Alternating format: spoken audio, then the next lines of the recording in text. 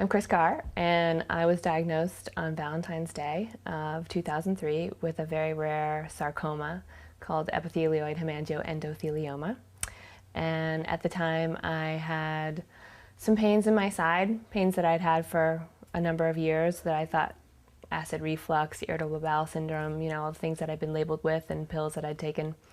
And I went back to my GP and had some scans, and they found lesions in my liver, and at the time I didn't know what that meant, and I quickly learned that those lesions were tumors. And then a full body scan found that the disease had spread to both of my lungs, so it was stage 4 when I found it. I was 31 years old, and I started doctor shopping. I went to about 4 different hospitals, top hospitals in the country, and spoke to many different doctors and was told very different things. Nothing that I heard made any sense. The only thing that made sense was the doctor who said watch and wait, and so I chose a watch and live approach. It happened because somebody had given me a book, along the diagnosis process. There's weeks of waiting, and somebody had given me a book about diet and cancer, and I thought, well, this makes a lot of sense. And so I spent the first 2 years of my diet journey, which was my own self-imposed treatment, practicing macrobiotics, and that was really helpful for me.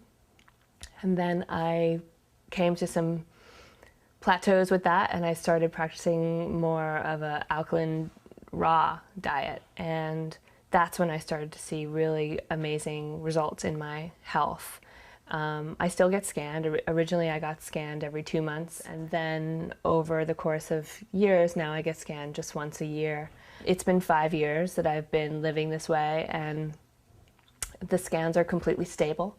For me, I have a very slow-moving cancer, so I've been stable for a while. There have been times when they've seen a little bit of reduction. What I was eating before was the standard American diet in a big way. So a lot of power bars, a lot of foods created in laboratories, definitely meat because I came from a pretty traditional family, and you had meat on every plate, on every meal, and not a lot of vegetables. I wasn't really into them, and if I was into them, I tried to kill them to death, and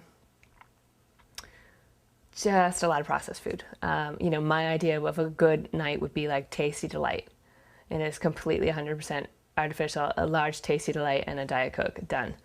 And so it was a radical transformation for me to even learn how to eat. It's like create my own owner's manual, basically.